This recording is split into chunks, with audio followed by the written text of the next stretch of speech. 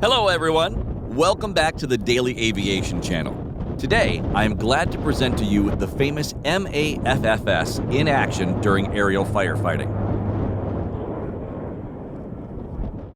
After the Laguna Fire in 1970, which overwhelmed existing firefighting resources, the U.S. Congress decided to establish the Modular Airborne FireFighting System program. Designed to be loaded into the cargo hold of a Lockheed C-130 Hercules, this system initially allowed the release of 2,600 gallons of water. It can nowadays reach a capacity of up to 3,000 gallons. The main goal of the MAFFS system is to suppress wildfires with the usage of fire retardants stored within its tanks. We have been called in by force to respond to the fires in Colorado. Probably have to lower it at some point. We'll match it. This is part of the Forest Service. We don't even have the right penalty.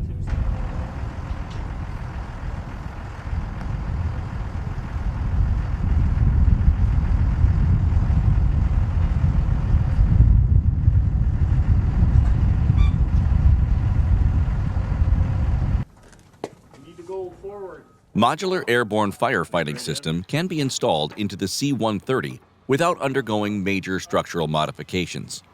The installation process takes less than 1 hour. Roller tracks and straps keep the system restrained to the aircraft. Doesn't he go up anymore? You guys ready?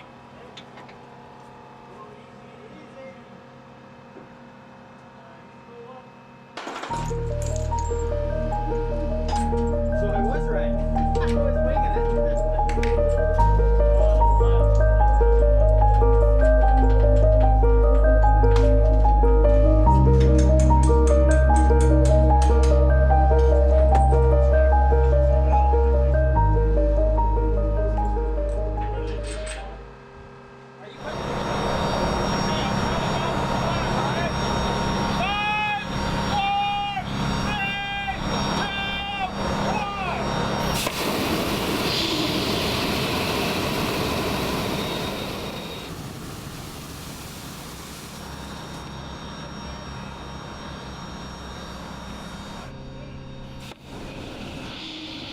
Pressurized retardants leave the aircraft through the pintle nozzle retrofitted to the aircraft's left side troop door. The nozzle can be dumped off from the aircraft during an emergency. It can perform a single discharge, dumping the total volume, or a few drops covering a few different spots.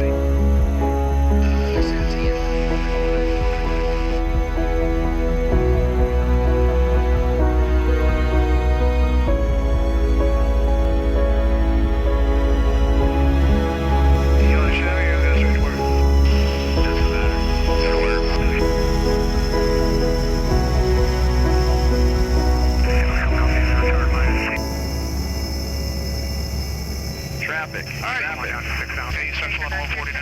Release point and escape. Very good. Now we're good. Thanks. Okay, we got him on peak. We'll take a 910 Heavy. 1 minute. 570. A lead plane always flies at a lower altitude ahead of the tanker. It identifies the exact location to dump the retardants. It communicates with the ground firefighters and receives updates on the fire propagation.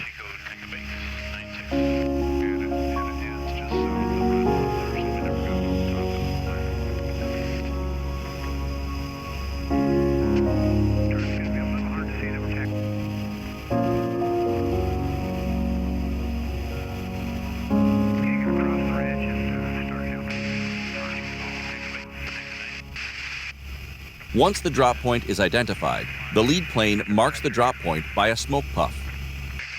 Ready, drop.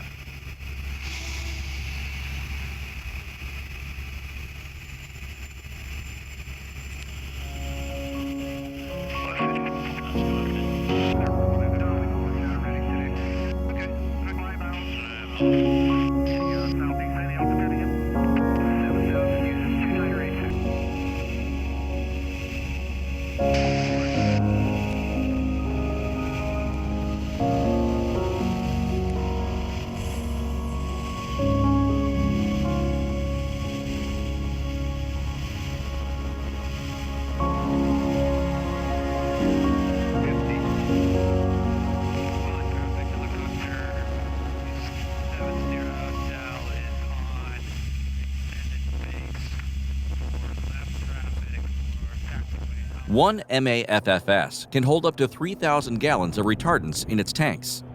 The total volume of the retardant can be discharged within 5 seconds, and a refill will not take longer than 12 minutes. Retardants stored in 5 separate tanks are released in a sequential order to avoid major center of gravity fluctuations.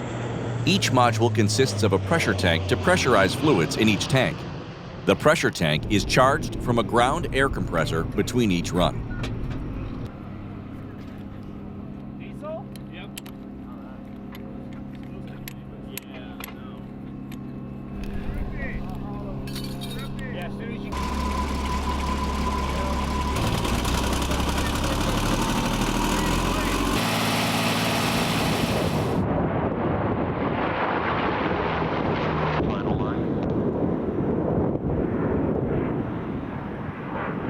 In the drop run, the aircraft flies close to the ground, somewhere around 150 feet, to reduce retardant fluid evaporation.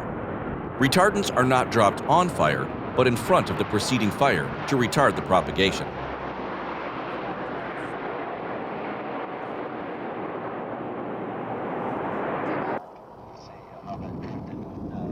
If you want to just get back up to altitude and then come back over the spot when you're there.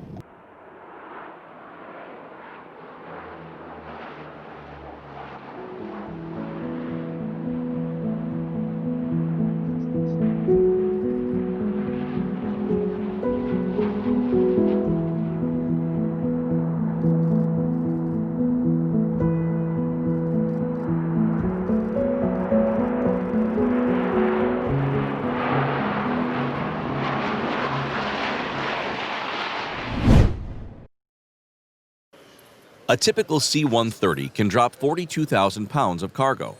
Various cargo items, including palletized objects, paratroopers, combat troopers, and container delivery system bundles, can be loaded into the cargo hold.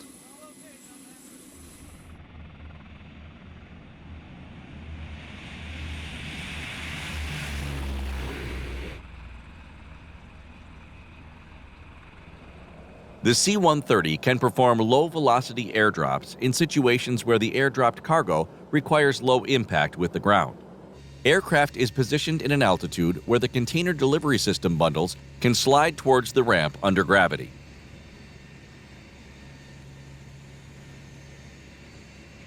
The loadmaster releases the restraining locks and allows the bundles to slide through the cargo floor rails.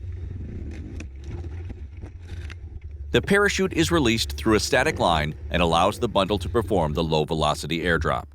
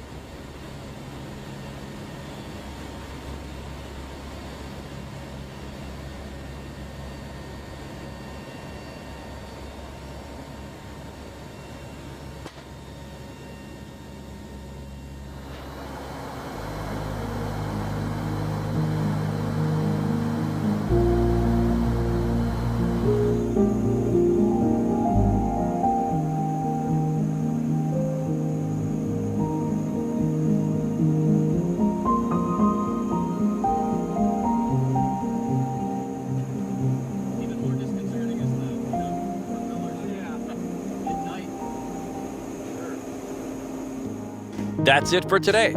I hope you liked this video, and if you haven't done it yet, don't hesitate to subscribe to this YouTube channel.